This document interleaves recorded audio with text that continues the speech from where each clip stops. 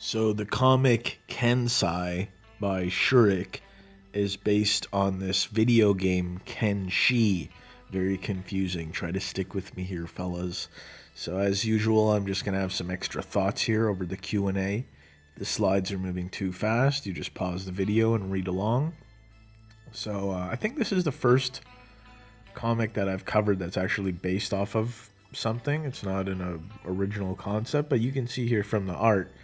Like, if anything, it's like, to me, number one, Afro Samurai, and maybe number two, Samurai Jack. Like, if you look at that video game, I guess it's kind of like based in that world with like the races and characters, but the art style and like how the comic looks is definitely its own thing. It's definitely, to me, completely different from how that game looks.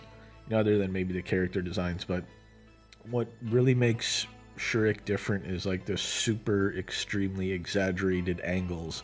Something I've asked him about like multiple times, which he addresses in the Q&A here, which I think is, I mean, it's really different. And when you try to compare it to things, I think probably only Afro Samurai that I've seen personally even like comes, kind of close to that.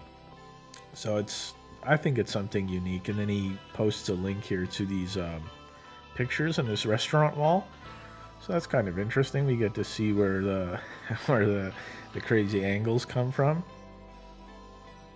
Probably my favorite thing is like the goon squads, the zany looking, deranged, almost grotesque bad guys. That's usually, characters is my main thing that I like. I think in comics, like these disgusting doofus bad guys, and the facial expressions, and so he's a nacho guy.